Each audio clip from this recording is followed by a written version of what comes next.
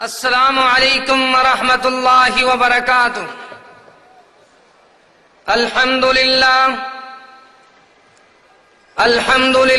الذی ہدانا لہذا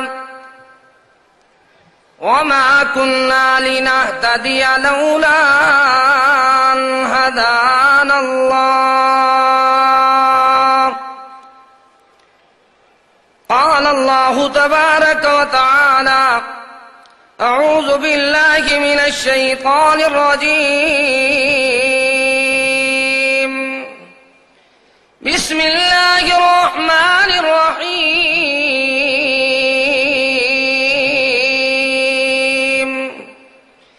فإما يأتينكم مني هدى فمن تبع هدايا فلا يضل ولا يشقى سبحان ربك رب العزة عما يصفون وسلام على المرسلين والحمد لله رب العالمين۔ بدتی وائز مشرق پیرا چھیڑا اناہن غلط تقریرا، بدتی پیرا پائے ہن رولے قوم نو کر کے ٹولے ٹولے کھولے ہٹ پسار۔ ہر قسم کی حمد و ثنا اللہ تعالی کے لیے خاص ہے۔ درود و سلام امام الہدا، امام الانبیاء، امام اعظم محمد مصطفیٰ صلی اللہ تعالی علیہ وآلہ وصحابہ وسلم پر۔ حضرات، اللہ تعالی نے قرآن کریم میں اہل ایمان کو یہ بات سمجھائی ہے کہ جو بھی تمہارے پاس ہدایت آئی ہے اس کی پیروی کرنے والا نہ گمراہ ہو سکتا ہے اور نہ ہی بدبخت۔ آج ہم دیکھیں بدبختی، کمبختی، مہنگائی، بیماری، عذاب کیوں آئے ہیں؟ سنت کی مخالفت کی وجہ سے آئے ہیں۔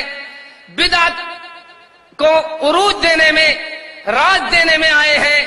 آپ دیکھ لیں کتنی بدعات ہیں جن کے متعلق ہمارے محبوب کریم صلی اللہ تعالی علیہ وسلم نے کس طرح پیارا اعلان فرمایا کہ وہ بدعتوں کو ایجاز کرنے والوں، محبوب کریم کا ارشاد یاد رکھو، من وقر صاحب بدعت فقد عان على هدم الاسلام۔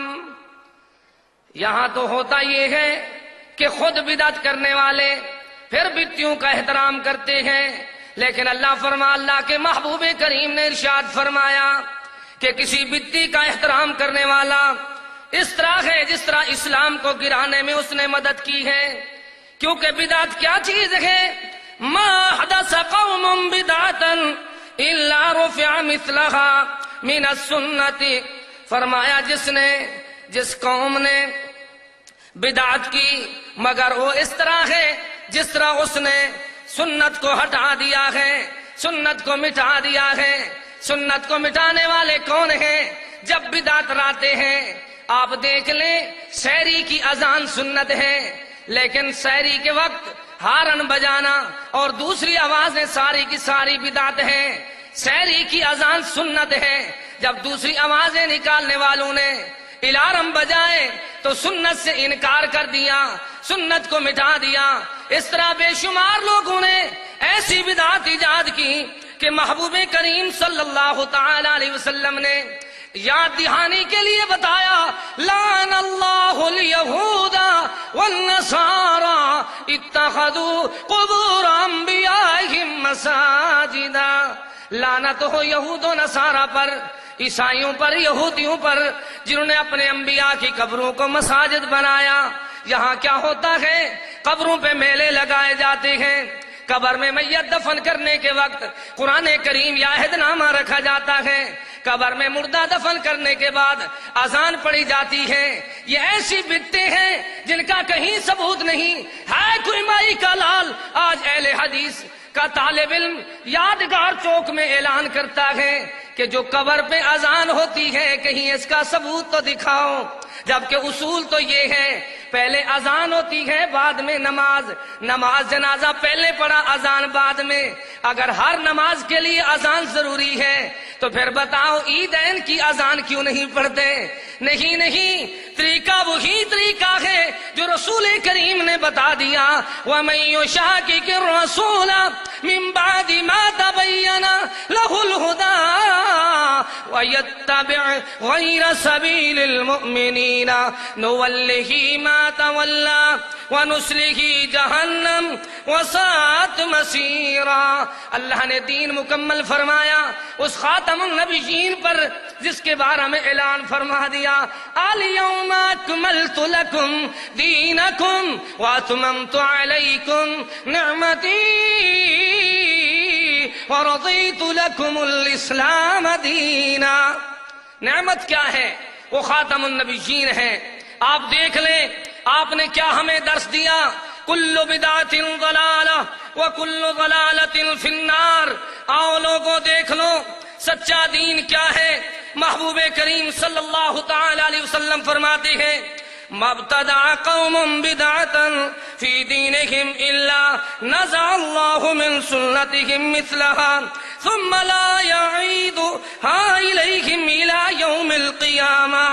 جب کوئی لوگ نئی بدعت نکالتے ہیں، ایجاد کرتے ہیں، تو اس کی تباہ کاری اور نقصان یہ ہوتا ہے کہ اللہ کے رسول صلی اللہ علیہ وسلم کی پیاری سنت کھینچ لی جاتی ہے، پھر لوگ اس ایسے پیارے عمل سے محروم ہوتے ہیں۔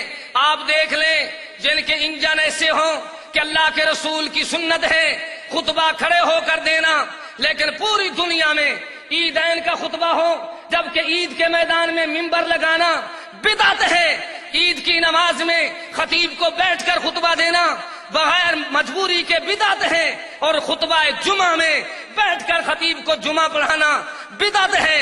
ایک صحابی نے دیکھا کہ وہ ایک آدمی خطبہ دے رہا ہے، اس کے سامنے کھڑا ہوا، کہنے لگا تو کیسا آدمی ہے؟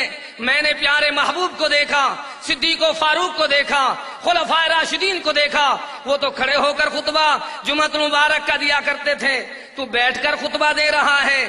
معلوم ہوتا ہے کہ آپ دیکھ لیں حاملین سنت کون ہے۔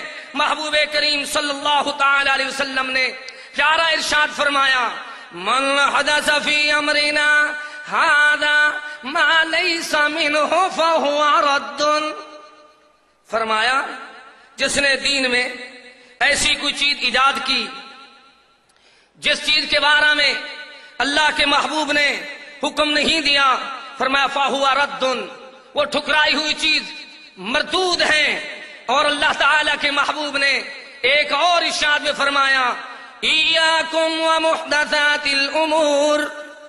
لوگوں دین میں نئے کاموں میں نئے کام ایجاد کرنا یہ اس طرح ہے کہ آپ اس سے بچو، بدعات سے بچو، رسومات سے بچو، خرافات سے بچو۔ بے شمار بدعتیں ہیں، میں کس کس کا تذکرہ کروں؟ آئیں قرآن کریم کو دیکھ لیں، ام لہم شرکاء شرعوا لہم من الدین ما لم یأذن بہ اللہ۔ کیا ان لوگوں کو کیا بیماری ہے کہ اللہ کے ساتھ شرک کرتے ہیں، شریک بناتے ہیں شریعت سازی میں، دین میں، جبکہ اللہ تعالی نے حکم دیا ہے کہ لوگوں حکم اللہ کا چلے گا، ان الحکم الا للہ۔ وہ مالک اعلان کرتا ہے کہ لوگوں دیکھ لو اطاعت اتباع رسول کی ہوتی ہے، جو رسول کی اطاعت سے روگردانی کرتے ہیں، بدعات نکالتے ہیں، ان کے لیے اعلان ہے فَلْيَحْذَرِ الَّذِينَ يُخَالِفُونَ عَنْ أَمْرِهِ أَن تُصِيبَهُمْ فِتْنَةٌ أَوْ يُصِيبَهُمْ عَذَابٌ أَلِيمٌ۔ لوگوں کو بچنا چاہیے کہیں اللہ کا عذاب نہ آ جائے۔ یہ جتنی تباہی، مہنگائی، بے چینی، قتل و غارت دنیا میں ہو رہی ہے، مسلمان آج نام نہاد رسوا کیوں ہوتے ہیں؟ اس کی وجہ یہ ہے کہ اللہ کے رسول کی نافرمانی ہے، وہ معزز تھے زمانہ میں، عامل قرآن ہو کر ہم رسوا ہو رہے ہیں۔